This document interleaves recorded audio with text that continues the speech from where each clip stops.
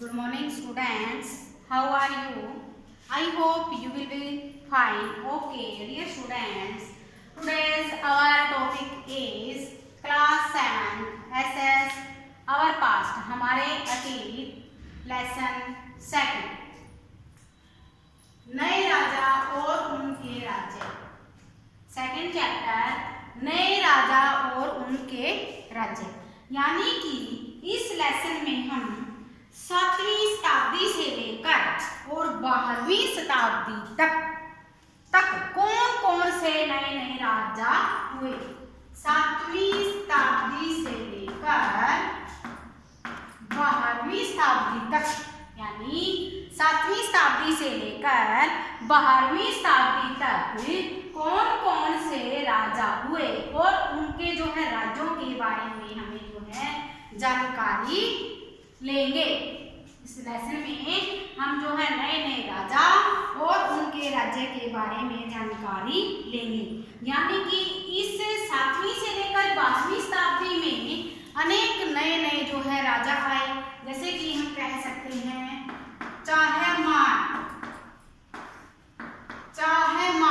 चाहमान जो है, चाहमान वंश का सबसे जो है शक्तिशाली राजा कौन था? पृथ्वीराज चौहान। पृथ्वीराज चौहान, यह जो है पृथ्वीराज चौहान, यह चाहमान वंश का सबसे शक्तिशाली शासक था। उसके बाद जो है गुर्जर प्रतिहार,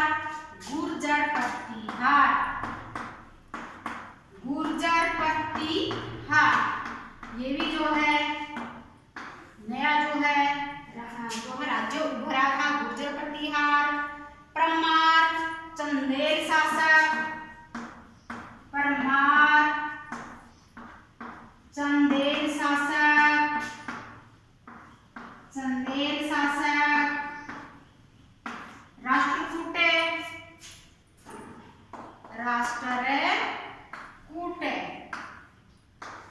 राष्ट्रकूटे और चालुक्य,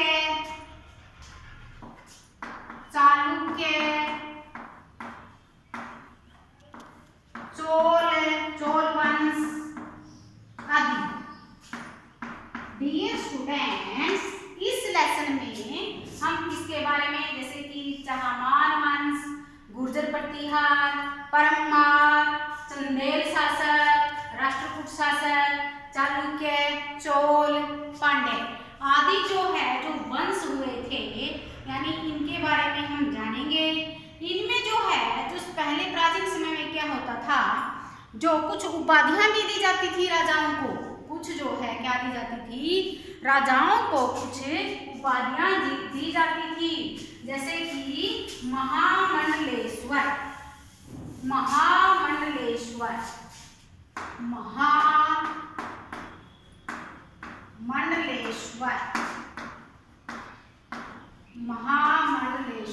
ये क्या है? महामंडलेश्वर, पूरे मंडल का स्वामी। इसका अर्थ क्या है? पूरे मंडल का स्वामी। इस शब्द का प्रयोग सामंतों के द्वारा अधिक सत्ता और संपदा हासिल करने पर किया जाता था। यानी पूरे मंडल का स्वामी जो सबसे ज्यादा शक्तिशाली होता था, उसको इस उपाधि से नवाजा जाता था, महामंडलेश्वर उपाधि से। कौन सी उपाधि से? महामंडलेश्वर उपाधि से। एक इसमें शब्द आता है हिरण्यगर्भ।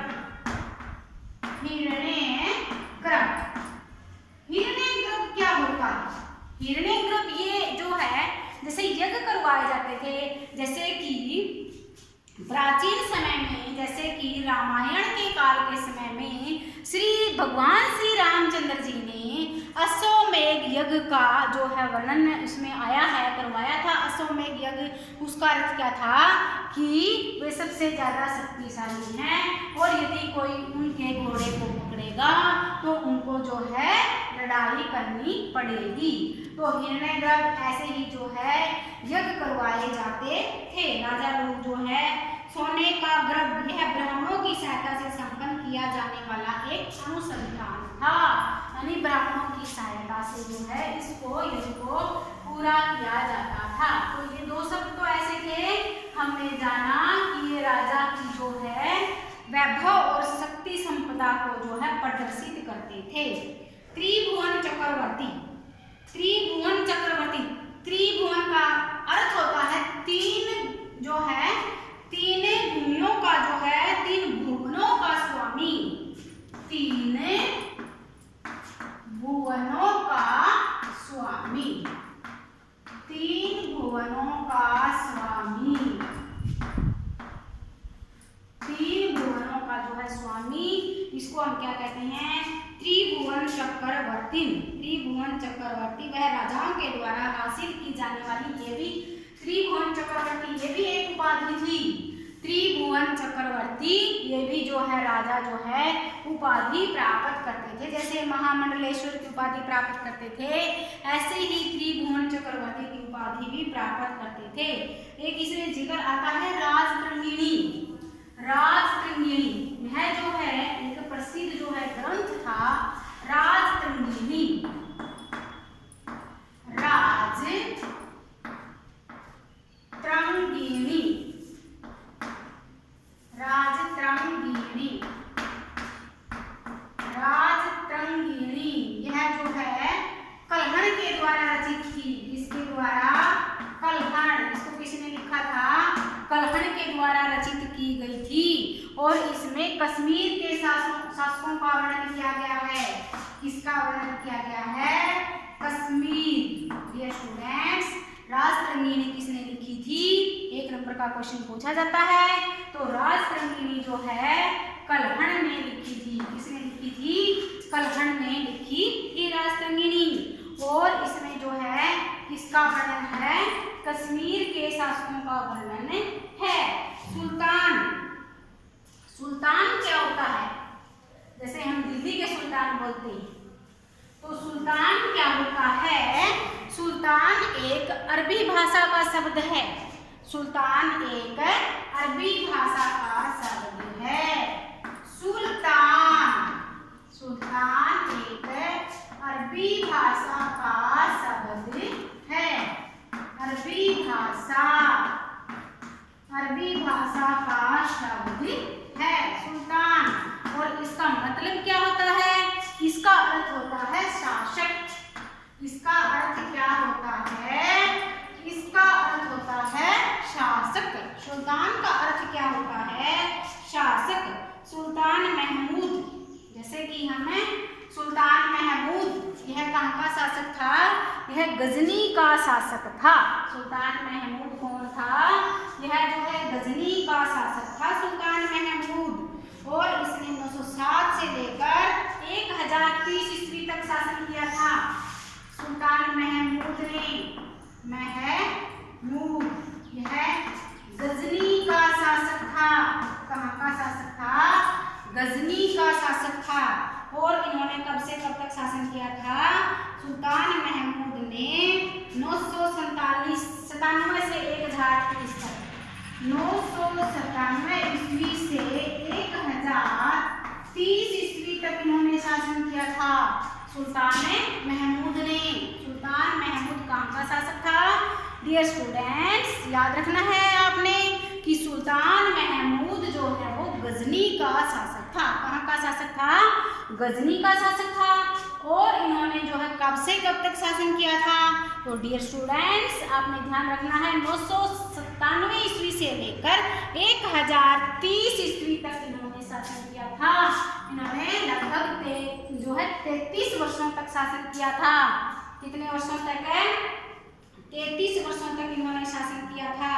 अब जो है दो ऐसे शहर जो चहमान यानी चौहान वंश के समय में, दो ऐसे शहरों के नाम आप लोगों को याद रखने हैं कि जो बहुत ही शक्तिशाली या फले फूले, दिल्ली और अजमेर। चहमान शासक, चहमान, चहमान जो वंश के दो ऐसे शहर कौन से थे?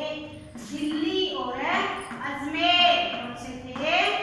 दिल्ली और अजमेर।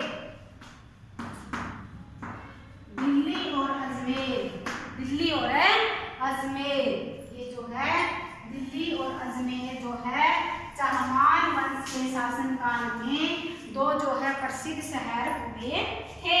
और इसका जो है सबसे शक्तिशाली राजा कौन था?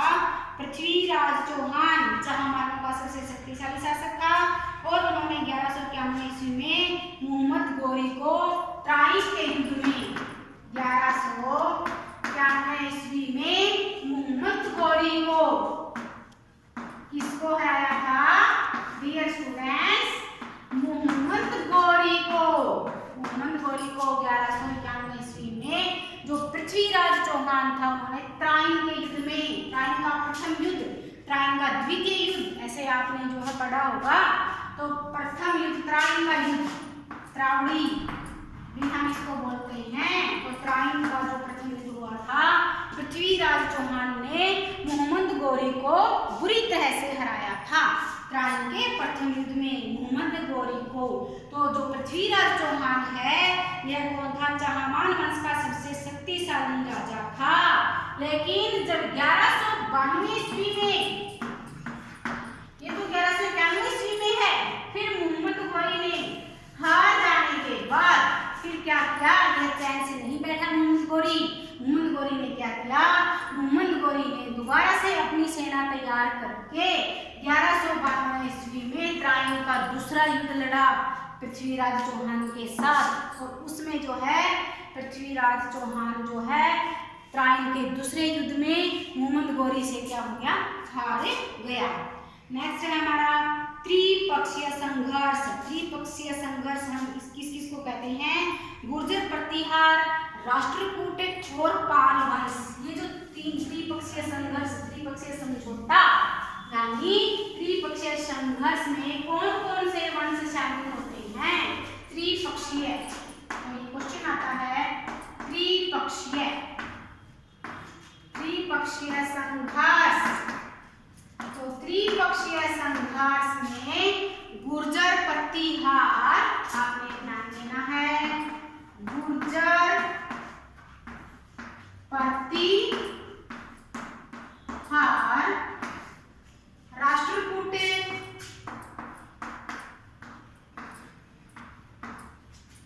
और पाल वंश के इसमें जो है शासक आते थे। गुर्जर प्रतिहार, राष्ट्रकूट और पाल वंश, ये जो है त्रिपक्षीय संघर्ष में आते थे। तीन पक्ष इसमें कौन से थे? गुर्जर प्रतिहार, राष्ट्रकूट और जो है पाल वंश। राष्ट्रकूट जो है वो कौन थे? वो शक्तिशाली कैसे बने थे? सबसे पहले तो ये जो राष्ट्रकूट वाले जो लोग थे ये किसके अधीन थे? चालुक्य वंश के अधीन थे। राष्ट्रकूट के जो राजा थे वो चालुक्य यानी कि कर्नाटक के राजाओं के अधीन थे। लेकिन 8वीं शताब्दी के बीच में राष्ट्रकूट प्रधान दंतिदुर्ग ने अपनी चालुक्य स्वामी की अधीनता को मानने से इनकार कर दिया। राष्ट्रकूट का शक्तिशाली शासक कौन था? दंतिदुर्ग, याद रखना है आपने। राष्ट्रकूट का शक्तिशाली शासक कौन था? दंतिदुर्ग। कौन था? राष्ट्रकूट का शक्तिशाली शासक कौन था? दंतिदुर्ग। इन्होंने जो है चालुक्य वंश की यानी चालुक्य राजाओं की अधीनता मानने से इन्होंने इनकार कर दिया था। और कुछ जो है उद्यमी परिवारों के पुरुषों ने अपनी राजशाही कायम करने के लिए सैन्य कौशल का प्रयोग भी किया। इस प्रकार से जो है चालुक्य जो राष्ट्रकूट जो है शक्तिशाली बने थे। इन्होंने जो है दंतिदुर्ग के नेतृत्व में चालुक्य वंश की अधीनता को मानने से इनकार कर दिया था। नेक्स्ट है जो हमारा भाई जैसे कि तमिल के इसमें जो आता है कुछ लेसन में ये सब टॉपिक, तमिल क्षेत्र में सिंचाई में जो है क्या क्या परिवर्तन हुए, सिंचाई तमिल क्षेत्र में कैसे की जाती थी। तो तमिल क्षेत्र में जो है सिंचाई के लिए जैसे कि कुएं खुदवाए गए, नहरों का जो है निर्माण किया गया। क्या हुआ? कुएं खुदवाए गए, नहरों का निर्माण किया गया और जल को इकट्ठा करने के लिए तालाब। और जो है तमिल क्षेत्र में कौन सी नदी थी? कावेरी नदी। कावेरी नदी बहती थी। तो आपने ध्यान रखना है कावेरी नदी के द्वारा जो है तमिल क्षेत्र में सिंचाई का कार्य पूरा होता था। किस कौन सी नदी, वेरी इंपॉर्टेंट क्वेश्चन है ये, तमिल क्षेत्र में लोग जो है सिंचाई का कार्य कौन सी नदी की सहायता से करते थे, तो कावेरी नदी से। और दूसरे स्रोत क्या थे, कुएं, नहरें और तालाब। नेक्स्ट इसमें टॉपिक है जो चोल मंदिर थे उससे तो जुड़ी हुई कोई कोई मतलब बातें निकल कर आई हैं। वो क्या है, चोल मंदिर जो है अपने आसपास जो चोल लोगों ने क्या किया, जैसे कि जो शासक मंदिर बनाते थे ना, जो शासक, तो मंदिरों के आसपास जो है बस्तियां बनने लगी। बस्ती किसे कहते हैं, जहाँ पर लोग रहते हैं, रहने लगे, उनको हम बस्ती कहते हैं। तो मंदिरों के आसपास जो है जनता ने जो है लोगों ने मकान बनाने शुरू कर दिए, घर बनाने शुरू कर दिए। तो मंदिरों के आसपास लोग जो है बस्ती बन गई। और चोल मंदिर जो है शिल्प उत्पादन के केंद्र थे, वहाँ पर जो है आर्थिक, सामाजिक और सांस्कृतिक जीवन के केंद्र थे। और मंदिरों के आसपास जो है बाजार भी बन गए थे। पुरोहित, मालाकार, बावर्ची, संगीतकार, नर्तक, ये सब वहाँ पर रहते थे। तो डियर स्टूडेंट्स, आपने जो है ये समझ में आया होगा नए कौन से राजा थे और उनके राज्य। तो कुछ छोटे छोटे क्वेश्चन आपने इसमें ध्यान रखने हैं। क्या है, जैसे कि चाहमान वंश का सबसे शक्तिशाली राजा कौन था, पृथ्वीराज चौहान। ट्रायन का प्रथम युद्ध कब हुआ, 1191 ईस्वी में। ट्रायन का द्वितीय युद्ध कब हुआ, 1192 ईस्वी में। किसके साथ हुआ था, मोहम्मद घोरी के साथ हुआ था। और राजतरंगिणी पुस्तक के लेखक कौन थे, कल्याण। इसमें किसका वर्णन किया गया है, कश्मीर के शासक का वर्णन किया गया है। किताब अल हिंद, किताब अल हिंद, ये पुस्तक किसने लिखी, किताब अल हिंद। तो ये पुस्तक किसने लिखी, अल बरूनी ने लिखी। किसने लिखी, अल बरूनी। अल बरूनी ने ये पुस्तक लिखी थी। किताब चोल वंश की स्थापना किसने की थी, विजयालय ने की थी। सबसे अधिक जो है चोल का प्रथम राजा कौन था, राजा राज प्रथम। चोल वंश का सबसे शक्तिशाली राजा कौन था, राजा राज प्रथम। तमिल क्षेत्र में जो है सिंचाई का कार्य कौन सी नदी के द्वारा पूरा किया जाता था, तमिल क्षेत्र में जो है सिंचाई का कार्य कावेरी नदी के द्वारा पूरा किया जाता था। और स्टूडेंट्स, कुछ उपाधियां, कुछ वर्ड थे जो हमने इसमें सीखे थे, कौन कौन से थे, महामंडलेश्वर, महामंडलेश्वर, महामंडलेश्वर पूरे मंडल का स्वामी था। हिरण्यगर्भ, हिरण्यगर्भ, हिरण्यगर्भ इसका मतलब है सोने का गर्भ। और त्रिभुवन चक्रवर्ती, त्रिभुवन चक्रवर्ती,